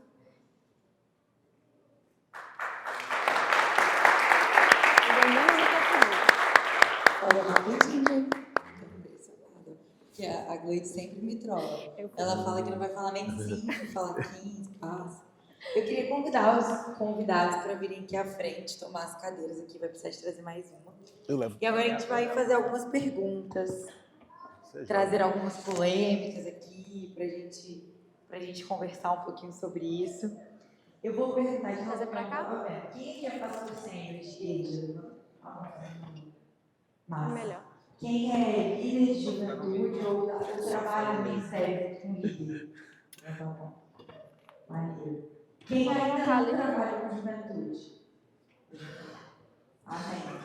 Amém. Glória a Deus. Muito legal ter pastores sêniores de igreja aqui, porque é muito legal ter esse espaço para a gente poder conversar com vocês, para a gente poder trocar ideia um pouco sobre isso. O William mandou sentar no meio. Quer ficar no meio? Não, pode ficar. Só não quero ser a primeira para responder. Na geração de vocês, muito provavelmente, vocês trabalhavam com uma etapa de juventude. Alguns aqui passaram por isso, realmente juventude era tudo uma coisa só. Aí, de repente, a gente começa a entender que a gente tem dois grupos, adolescentes e jovens. Daqui a pouco a gente começa a entender que o grupo de jovens é diferente, que a galera de 18 até 25, 28 pensa de um jeito, a galera de 29 mais já tem outras demandas, já tem outra cabeça. Daqui a pouco a gente começa a perceber que dentro dos adolescentes, a gente tem grupos muito distintos também. Porque a galera de 12 a 14 é de um jeito, a galera de 15 a 17 já é de outro jeito. Daqui a pouco vem uma pandemia que traz pra gente adolescentes que transicionaram para a juventude e que hoje tem aí a galerinha de 18 a 22 anos que em alguns lugares, em alguns momentos parecem ser mais imaturos do que os adolescentes, porque eles viveram dificuldades de transição. A gente tem crianças que entraram na adolescência sem conviver. A adaptação e a transição da idade já é tão difícil. Passar por isso numa pandemia de forma isolada é ainda mais difícil. Então, são muitas questões para a gente tratar, mas é muito bom ter os pastores aqui, porque uma coisa que a gente tem entendido com todos os líderes de juventude que a gente conversa é que a juventude quer ser discipulada, ela quer ser cuidada. E às vezes, com tantas demandas e com tantas coisas para a gente resolver no ministério, o que acaba acontecendo é que às vezes a gente trata a liderança das novas gerações por demanda. A gente senta para ver as demandas, a gente senta para ver o que a gente vai fazer, a gente senta para ver como que a gente vai resolver algumas coisas, e às vezes a gente tem pouco tempo de mesa. Às vezes a gente tem pouco tempo de trocar ideia para saber como está a vida do líder. E tendo em vista que a realidade da maioria das nossas igrejas é que a gente não tem pastores e ministros de juventude integral ou parcial, mas a gente tem líderes. Em alguns casos a gente tem igrejas que nem líder tem, que ainda está nesse desafio. Essa galera precisa muito de cuidado. Ela precisa muito do cuidado da liderança da igreja, para que ela possa cuidar de outros, para que ela possa discipular outros. E o pastor Purim falou muito sobre isso, né? Sobre cuidado, diálogo, unidade. E aí eu queria deixar algumas questões antes de eu mandar as perguntas para eles. Eu queria que vocês pensassem um pouco sobre isso. Será que as nossas igrejas estão preparadas? Será que os nossos ministérios estão preparados? Ou estão, pelo menos, se preparando para realmente ser um lugar onde a gente possa alcançar todo mundo da nova geração? O aprisco para todas as ovelhas? Será que a gente está preparado para tratar questões de identidade? Será que a gente está preparado para pessoas que precisam de acessibilidade? E às vezes quando a gente pensa de acessibilidade, a gente pensa em casos extremos, mas a gente tem um caso, por exemplo, lá na nossa igreja, de uma menina que ela teve um acidente, eu não sei exatamente o que aconteceu, porque foi um pouco antes da gente entrar, e ela teve que usar aquele ferro no braço, ela teve que fazer alguns procedimentos. E isso gerou algumas limitações nela. E isso gerou limitações, inclusive, por exemplo, na educação física. Aprender determinados esportes. Então, quando a gente está no retiro, que a galera está jogando vôlei, ela não conseguiu aprender vôlei na escola igual todo mundo. Então, mas ela quer jogar vôlei com a galera. Mas a galera não tem paciência para ensinar para ela. Porque a galera acha que todo mundo já tinha que saber. Será que a gente está tendo esse olhar para entender as dificuldades dos nossos? Será que o que a gente fala está comunicando? Por exemplo, música, né? Eu estudo linguística, eu pesquiso nessa área, assim, eu pesquiso Libras, mas quando a gente começa a traduzir, interpretar, a gente começa a ter um outro olhar. O intérprete do culto tem um olhar totalmente diferente. Existem palavras e termos teológicos, pastores, que vocês jogam lá, que tipo, são muito bonitos e fazem todo sentido, mas as pessoas não sabem o que significa. Se vocês não explicarem o que significa, durante a pregação, vai ser uma palavra que ficou ali, mas que uma grande parte não vai conseguir entender. Não são só os surdos. Às vezes o surdo ele consegue ter uma compreensão mais profunda, porque o intérprete interpreta já explicando, apesar de não ser o nosso papel. Mas a outra galera não. É porque o ouvinte, ele às vezes finge que ele está entendendo tudo, né? Igual o Milton que finge que está enxergando tudo, aqui não está. É desse jeito que às vezes a gente faz. E aí, uma vez a gente começou a pensar sobre a questão das músicas. A gente estava no culto de adolescente e os meninos cantaram uma música. Como é que é? Meu Deus, era aquela que falava assim. Não. Que eu vou. Como é que é? Que eu vou subir o monte, que muitos desistiram e eu vou ficar lá até te encontrar. Isso, eu nem conheço. Que a porta aberta é você, né? Enfim. E daí eu subi depois, rapidinho, assim, eu tava... Cantado, eu lembrei. Tava no culto, eles estavam cantando e eu fiquei pensando, tipo, será que esses meninos sabem o que eles estão cantando? Que monte que é esse? O que isso está? E daí ele terminou a música e eu conversei com a esposa, ele é o ministro da de lá, e falei, posso falar rapidinho, fazer uma oração mais antes de falar isso? Daí eu peguei a letra da música e comecei a falar, gente, vocês sabem o que vocês estão cantando? Vamos pensar aqui. Caramba, a história, sem saber a história. Sobre a letra, depois a gente olhou sobre isso. E a gente tem que ter cuidado com isso. Às vezes a gente é muito. Por exemplo, de alguns livros que são maravilhosos. E algumas pessoas quase infartaram quando a gente fez uma atualização, né, de alguns hinos do cantor cristão. Gente, mas tem palavra ali que não existe mais no nosso vocabulário. Aí a gente quer que os adolescentes gostem do hino, mas nem a gente entende o que o hino está falando. Então a gente precisa pensar na linguagem. Tem gente que entra em crise, igual o pastor William falando, culto separado de adolescente. Tem gente que entra em crise com isso. Mas primeiro, a gente tem que ter um espaço para eles. Ali é um espaço para a gente ensinar sobre culto, para a gente descobrir os talentos, né, para que eles possam servir a igreja. Mas tem gente que entra em crise com esse negócio de culto. Mas assim, os nossos cultos, eles são feitos para quem? Para todas as etárias? A linguagem que a gente usa é para quem? É para todas as etárias? Então, a pergunta que eu quero lançar aí para vocês pensarem é: a gente está se preparando, nós estamos preparados ou estamos nos preparando para que os nossos cultos sejam para todas as gerações? Nós estamos nos preparando para cuidar de gente que tem problema com identidade, que tem famílias desestruturadas, que tem questões sobre a sexualidade? E aí eu não estou falando só sobre a homofetividade, mas eu estou falando também, porque tem um monte de gente que tem uma visão deturpada do sexo, tem um monte de gente que sofreu abuso, tem um monte de gente com várias questões. Nós estamos preparados para ajudar eles a lidarem com isso à luz do Evangelho? Porque os adolescentes, eles têm questões, muitas. E se a gente não estiver preparado para lidar com essas questões, o mundo lá fora está só de braços abertos, esperando. Nós estamos preparados para receber pessoas com deficiência? Parece um detalhe mínimo, mas, por exemplo, ter a letra, ter o slide, isso tem a ver com comunicação. Porque às vezes nem todo mundo consegue ouvir bem a música. Às vezes a pessoa não conhece a letra da música. Se ela pode acompanhar aqui, ela vai poder adorar junto com você. Então, são questões que a gente precisa pensar. E às vezes a gente acha que está muito distante de nós, mas não está. A gente tem uma igreja lá no Espírito Santo, que a nossa coordenadora de acessibilidade é líder lá. E ela começou uma turma de Libras, mesmo que não tinha nenhum surdo. Até que um senhor surdo começou a frequentar lá. E a igreja entendeu que o senhor surdo era a responsabilidade dele, não das intérpretes. A responsabilidade das intérpretes era mediar a comunicação. A responsabilidade de visitar ele era do pastor. De cuidar dele era do diácono daquela região onde ele morava. E as crianças, elas começaram a turma de Libras. Hoje aquela igreja tem 40 crianças que sabem Libras. As crianças ficam disputando para ver quem vai interpretar o culto. Aí um dia chegou um adolescente lá para jogar bola com os embaixadores. E aí as crianças super empolgadas, porque elas gastaram a Libras dela com um surdo. E era um surdo adolescente, pois elas apresentaram a igreja para o surdo, levaram o surdo lá para o futebol. Os meninos que estavam no futebol já podiam se comunicar com ele, não precisavam da intérprete.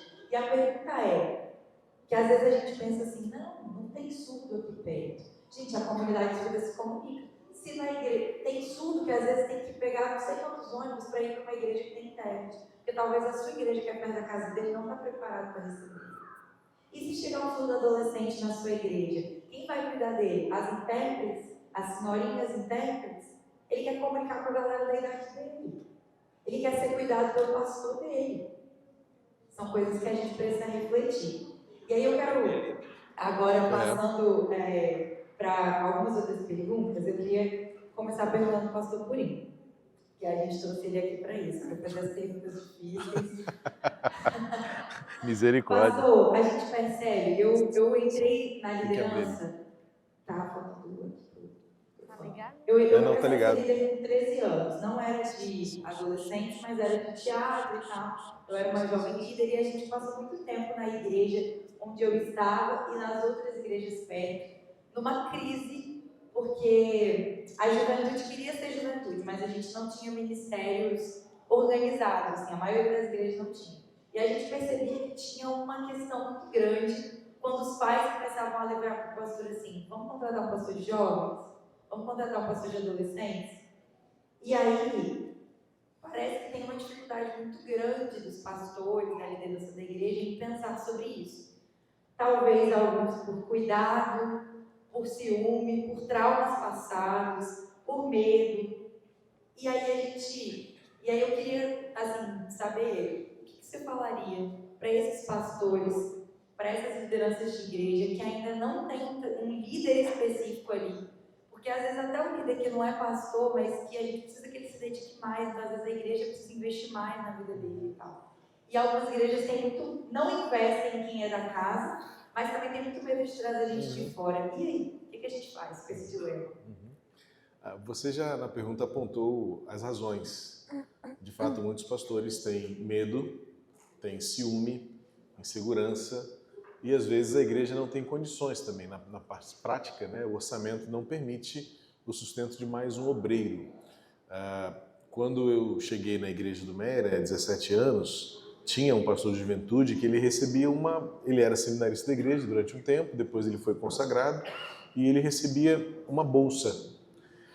E tão logo eu pude, a gente corrigiu isso, né, para dar a ele um sustento digno da função que ele exercia. Mas ele trabalhava com alegria. E uma coisa que me chamou a atenção é que o Anderson, ele sempre fez o trabalho dele, independentemente do quanto a igreja lhe pagava. Então, às vezes, a gente coloca um obstáculo, como se fosse a questão do orçamento, e você pede alguém que estaria disposto a servir ali graciosamente, não é? Pelo mínimo necessário. E depois, conforme o crescimento acontece, você oferece à pessoa um sustento digno, como diz a palavra, todo obreiro merece. A questão de ciúme, ou medo, ou traumas, precisam ser tratadas pessoalmente. Creio que o importante é a conscientização. E conscientização é fruto de uma percepção genuína e sincera da realidade. Então eu peço aos pastores que abram os olhos para a realidade, admitam a necessidade. E quanto ao medo, qual o antônimo de medo segundo as Escrituras? Nunca foi coragem, é amor, né? Então, se você tem amor pelas suas ovelhas, você precisa deixar qualquer medo que seja, Ah, vai vir um que vai disputar comigo.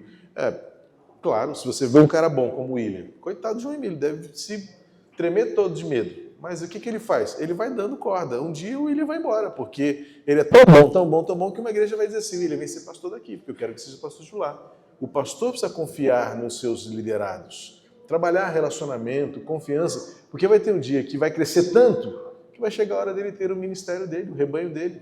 Mas isso é relacionamento. Há pastores que querem ter uma equipe que não conversa com ela, não senta à mesa para uma refeição, não chora junto, não abre o coração. Então é relacionamento.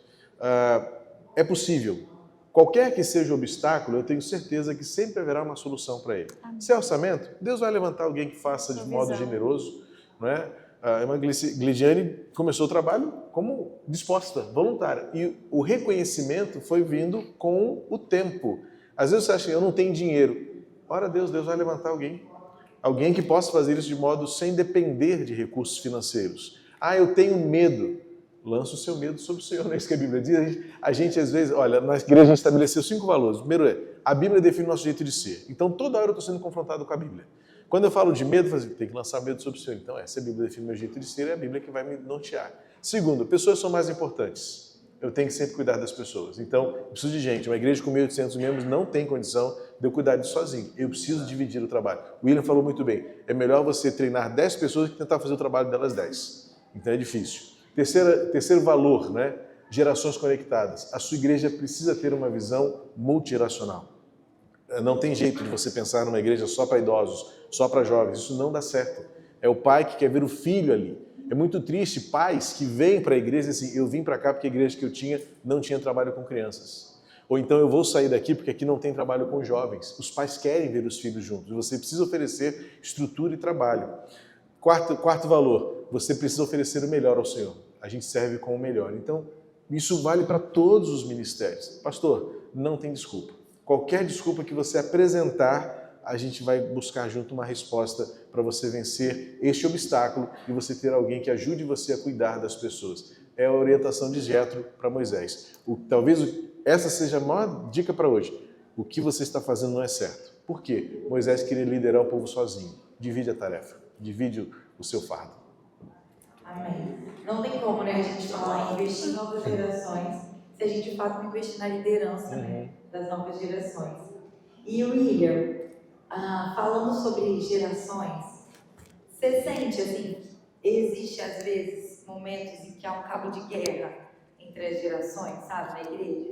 Como que a gente pode lidar com isso? Porque ao mesmo tempo que a igreja é o lugar onde todas as gerações vão conviver, muito diferente do que a gente vê fora mesmo, é um desafio muito grande.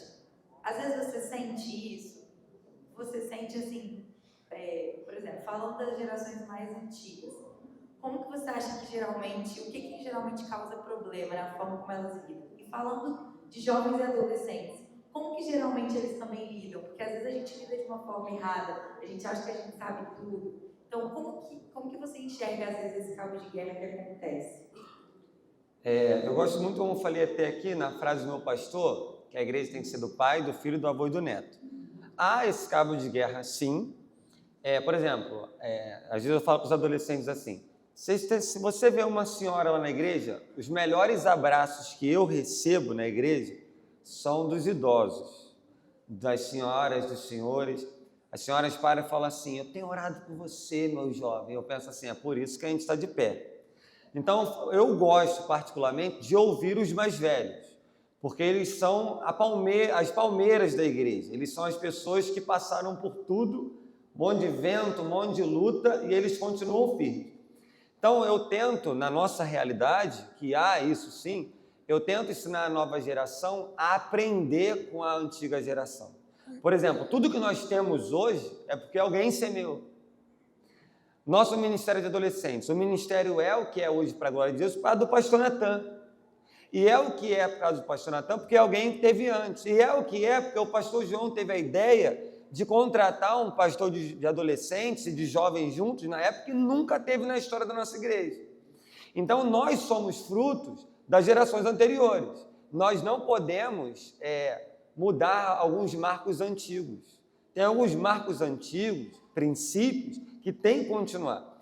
Então, nós precisamos, como igreja, como líderes, como pastores, ensinar a nova geração a honrar a antiga geração, e nós precisamos também ensinar a geração mais experiente a lidar com os mais novos. Você quer ver? Tem um caso lá na igreja que uma irmã mais idosa, ela odiava a bateria. Bateria do capeta, não sei o que lá. Até que o neto dela quis virar o quê? Baterista. Agora, meu irmão, bateria é do céu, é de Jesus. Vai chegar no céu, vai ter uma bateria lá em cima te esperando. Então, assim, nós precisamos ter essa comunicação, por quê? A geração mais experiente precisa entender que as músicas da nova geração vão ser mais animadas mesmo. Por exemplo, eu estava esses dias indo no sítio, para o acampamento que a gente vai ter agora no Carnaval, com um irmão mais experiente para a gente ver alguns detalhes. Os louvores do carro eram louvores mais antigos. E eu, mesmo sendo novo, os louvores de antigamente, na minha visão, são muito mais profundos do que os de agora. Mas não tem comparação, não tem nem como entrar nesse assunto. Mas eu fico brincando com ele. Meu irmão, só tem louvor antigo, hein? Aí eu fico brincando com ele, falei, mas esses louvores são os melhores. Mas ele comunica com a nova geração. Então nós precisamos entender que os irmãos mais experientes têm que entender que vai ser assim. Por exemplo, o culto de jovem e adolescente. Meu irmão, vamos pular. Vai ter alguma dinâmica lá que vai ter uma torta na cara, alguém vai sujar o outro, mas vai ter a pregação da palavra. Vai ter a ministração. Eles vão ouvir e vão receber de Deus. Por exemplo, eu costumo dizer para os nossos adolescentes que eu não tenho crise deles pularem, eu não tenho crise deles cantarem, deles dançarem, mas eu pergunto como que eles vão pular. Se eles vão pular lendo a Bíblia, orando, jejuando, se santificando, então pula à vontade, meu irmão. Nós não podemos ser uma geração tambor, faz muito barulho e é vazio por dentro. Então nós precisamos, os mais novos precisam honrar os mais experientes e os mais experientes precisam honrar os mais novos. Amém. E Gleide, todo líder de adolescente geralmente fala assim, eu já ouvi de muitos, né, falam assim, lidar com os meninos é desafio, mas me dá 100 adolescentes, mas me dá 10 pais de adolescentes. É um desafio, porque pastorear o adolescente não é só pastorear o adolescente. A gente está lidando com uma família, com todo o contexto por trás. E aí eu queria que você falasse um pouco para a gente como é lidar com a família do adolescente, como é lidar com os pais. Porque hoje a gente vive um tempo em que, às vezes, os pais eles querem ser os melhores amigos dos meninos. E aí, às vezes, as conversas difíceis eles querem que o pastor tenha. E eles ficam com as conversas legais de melhor amigo, que os limites que os pais deveriam estabelecer, às vezes eles querem que a igreja estabeleça. E aí isso é bem complicado, porque a gente quer cuidar dos meninos, a gente quer ajudar eles a entenderem as coisas da Bíblia, mas a gente não dá conta de fazer o papel de pai. Então, como que você tem lidado com isso? Boa. Essa primeira aproximação mesmo, né? Com os pais de relacionamento, você entender. Alguns momentos você precisa até se autoconvidar para ir almoçar na casa do pai. Com segundas intenções, né? Vamos conhecer, compreender melhor aqui a família. E essa aproximação a gente começa a entender. E alguns momentos, de fato, assim, eu precisei de falar para o pai que é ele que tem que se posicionar, né? Que a responsabilidade é dele, sim, não é minha, como líder, ter que falar aquilo. E em alguns momentos eu tive que realmente ensinar, né, os pais, né, orientando que por mais que eu seja líder, né, esteja ali para estar junto, caminhando junto, mas a responsabilidade dele como pai é ele que tem que orientar. Então eu não posso pegar algumas responsabilidades como líder, né, que é do pai e eu ter que assumir. Então, em alguns momentos, você precisa dar uma chacoalhada mesmo no pai, na mãe, né, para eles abrirem os olhos. Eu tinha um casal que os jovens não era nem mais adolescente, já era jovem, né, e prendia muito, né, tudo era ali controlado, né, e eu tive que intervir, né, ensiná-la a eles que tem que deixar criar asas, né, confiar na educação que você já deu para o seu filho, agora você precisa confiar e deixar ele viver a vida dele, né? Então, em alguns momentos a gente tem que intervir dessa forma, orientando mesmo, mas sempre ali com amor, né? também não ser mal interpretada, mas essa aproximação de relacionamento a gente vai conseguindo orientar, né, os pais a assumir a sua responsabilidade. E aí isso já gera para a igreja uma outra demanda, ministério com famílias, né? Porque vão surgir demandas que os adolescentes vão trazer, que tem a ver com o casamento dos pais, que o pastor de adolescentes não tem como dar conta. E aí eu queria pedir para vocês três explanarem para a gente de forma prática como é que a igreja de vocês, o colegiado de líderes, tem lidado com essa questão das demandas que a igreja como um todo tem em relação às novas gerações, aí você de liderança para as novas gerações, mas aí surgem demandas que têm a ver com as famílias.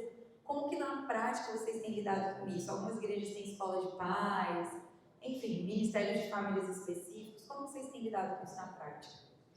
Antes de eu responder, o pastor Rodrigues pediu para avisar se você está com algum carro parado aqui na frente do hotel, é um risco de ser multado, tá bom? Se alguém está com um carro parado aqui na frente do hotel, mexe nele lá, tá bom? O pastor ele falou muito bem em relação a deixar a criatividade fluir. Só um detalhe. Na área do hotel? Ele só usou a palavra, na frente do hotel. Eu acho que é ali na área de desembarque. Da via local. Na via local, né? Acho que é lá na estrada mesmo, né? Como se fosse no acostamento da estrada. Tem muitos carros que estão estacionados no estacionamento do hotel, na frente. Ele só falou assim, na frente do hotel. Ele usou essa expressão, tá? Acho que ele chegando lá, alguém vai orientá-lo lá, João. O pastor ele tocou no ponto, a criatividade. Um dos princípios de visão ministerial que me sustentam ao longo desses 30 anos de ministério é não me deixar levar pela necessidade de imitar o que o outro está fazendo. Alguns irmãos da minha geração foram movidos muito por modelos de igreja. Então, em que pese eu respeito a individualidade de qualquer um, mas eu nunca entendi muito bem por que o Rick Warren pregava de camiseta florida e no Brasil um monte de gente começou a pregar de camiseta florida. De sentar no banquinho só com uma perna e o outro solto. Porque eu olhava o modelo e dizia assim, está dando certo lá, vai dar certo aqui. Então, em nossa igreja, quando eu reúno os novos membros, eu digo assim, olha, aqui você vai encontrar coisas que não havia na sua igreja anterior e você vai encontrar coisas novas que você nunca viu que nós estamos fazendo aqui e que tem dado certo. Então, assimile a cultura desta igreja. Então, qual é a resposta que eu dou para você? Ore ao Senhor. Compre ouro do ourives, né? Vá lá diretamente ao Senhor e diz assim, qual é a visão que eu tenho para esta igreja aqui? Porque a gente olha assim, escola de paz, é importantíssimo, mas talvez você não esteja ainda no momento de implementar isso, você vai encontrar uma outra ferramenta, um outro jeito de treinar as pessoas para fazer o que você precisa. Então, conheça a sua igreja, perceba as demandas, tenha a sensibilidade de entender a necessidade daquele tempo presente e Deus vai dar a você uma visão. Eu procuro viver sempre muito livre dessa pressão de está dando certo lá em Irajá, eu vou fazer também a mesma coisa aqui porque o João está fazendo, está sendo sucesso lá. Eu não creio que Deus trabalhe assim. Deus trabalha por princípios. Deus trabalha por criatividade.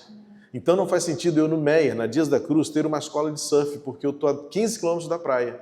Mas é o Rio de Janeiro. Não faz sentido. Agora, uma escola de skate dá certo porque todo dia Dias da Cruz é fechada e tem uma rampinha bem na frente da igreja que a molecada se coloca lá em risco todo domingo. Fala, gente, tem que fazer uma escola de skate aqui, vamos reunir essa molecada aqui. Só que nem na igreja eu tenho skatista ainda, mas eu tenho surfista. O Israel se diz surfista e ele ama surfar. Só que não faz sentido ter o ministério de surf ali. Deixa que a atitude faça, a PRIB da Barra faça, o Recreio faça. É criatividade. Então você precisa ver na sua igreja o que você precisa e buscar em Deus uma solução para essa necessidade. Treinar pais, liderança, crianças, investir desde o começo. Qual é a atividade que você vai fazer? Deus vai te dar uma visão, tenho certeza disso. Só em relação ao estacionamento, é os que estão fora do pátio do hotel. Obrigado. Ok, obrigado. Então os carros estão fora do pátio do hotel. Não tenho mais nada a dizer não, o pastor Corinho falou tudo. Digo mesmo. Bom, pode falar. Não, pode ir. Bom, a gente já está chegando no final já. Vai dar 10 minutos para vocês chegarem antes na fila, antes da galera dos outros painéis. Mas foi muito bom. Esse assunto ele é infindável. Se a gente fosse esmiuçar aqui, a gente teria muita coisa para falar. Mas eu quero dizer para vocês que interessaram em vir conversar sobre esse tema, que se você ou se o líder da sua igreja está começando a liderança e você não sabe por onde começar ou o que fazer, a gente lançou em parceria com a UECBB um curso de formação. É um módulo pequeno, mas a gente preparou ele com muito carinho, sobre liderança de juventude relevante. Você encontra ele lá no Instagram da UECBB, lá no link da bio, você tem lá a possibilidade de se inscrever. Qualquer dúvida você pode falar com a gente também. Esse ano a gente vai lançar uma escola de líderes com 12 módulos, é uma escola que vai durar mais tempo. É uma escola para líderes estaduais, para líderes de associação, para líderes de juventude local, com várias temáticas. Então acompanhe as nossas redes sociais, que a gente também está lançando um livro para líderes de 29+. A realidade de quase todas as igrejas é que ainda não há um ministério, um lugar específico no ministério para essa galera, e às vezes eles se sentem deslocados. Então a gente está fechando um e-book muito legal para líderes dessa etária, e eu quero te convidar a você continuar acompanhando a gente. A gente tem tentado, junto com as convenções estaduais, com as associações, com as parcerias que a gente tem criado, criar conteúdo para servir a igreja local. Então a gente tem preparado algumas coisas muito especiais, principalmente pensando na formação de líder.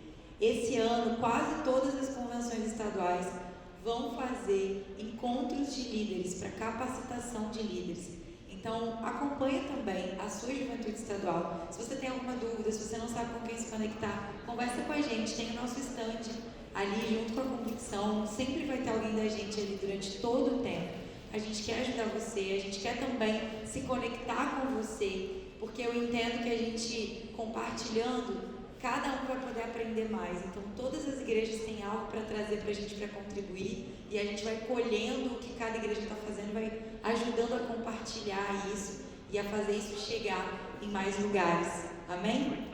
Vamos orar para a gente poder almoçar? Vamos ficar de pé, que a gente já começou a sentar, né? Ah, sim.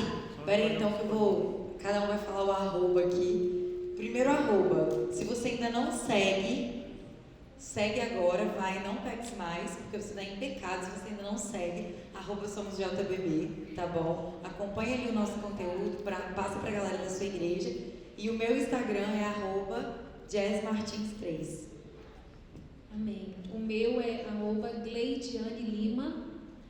E da juventude do estado do Pará, @SomosJubapa, e da minha juventude local, @Aprisco Batista. Meu é @Purim, com N de navio, JR, Purim, JR. E da igreja Ibemeia. O meu é William.Menezes02, da igreja de Irajá, do Ministério de Adolescentes I9, PIB, e do Ministério de Esportes, Time de Cristo. Vamos orar. Senhor, muito obrigada por esse tempo. Obrigada por cada um que esteve aqui, que o Senhor trouxe até esse lugar. Sei que o Senhor fez borbulhar muita coisa e tem muita coisa pulsando em cada coração. E que a gente saia daqui levando todos esses impulsos que o Senhor foi dando, todos esses insights, que a gente leve eles para as nossas igrejas, para os nossos líderes, que essa chama aqui, que o Senhor mantenha acesa, Deus, não se apague. Amém. Que o Senhor, Deus, continue nos inspirando, que o Senhor continue nos usando para cuidar das novas gerações, para alcançar a nova geração, para cuidar dos líderes das novas gerações. Abençoe, Deus, cada líder que está aqui ou aqueles que o Senhor ainda quer usar como líderes, em nome de Jesus. Abençoe os pastores das igrejas, Pai. Que o Senhor dê a eles visão, que o Senhor dê a eles ousadia, que o Senhor dê a eles direção, para que eles possam pastorear com muito amor e cuidar da liderança das novas gerações, Pai. Que nós possamos, Deus, colher frutos no futuro daquilo que nós estamos plantando agora como denominação. Que a gente possa, Deus, num espírito de cooperação, não ficar de fora daquilo que o Senhor quer fazer. Que a gente possa fazer nas nossas igrejas, mas não se contentar com isso. Que tudo que o Senhor nos permite viver de bom nas nossas igrejas, a gente possa compartilhar com as nossas igrejas vizinhas, com as nossas associações, com as nossas convenções estaduais, Deus. Para que aquilo que o Senhor tem feito possa ser celebrado, possa ser inspiração para outros lugares, Pai, em nome de Jesus. Que nós tenhamos igrejas fortes, com juventudes fortes, Pai. Que nós tenhamos adolescentes e jovens que são hoje e serão amanhã líderes fortes, que vão conduzir o seu povo, vão ser usados pelo Senhor, tanto na igreja, quanto no trabalho, nas universidades, na vizinhança, para a glória do Senhor. Em nome de Jesus. Amém. Amém. Deus abençoe vocês, gente.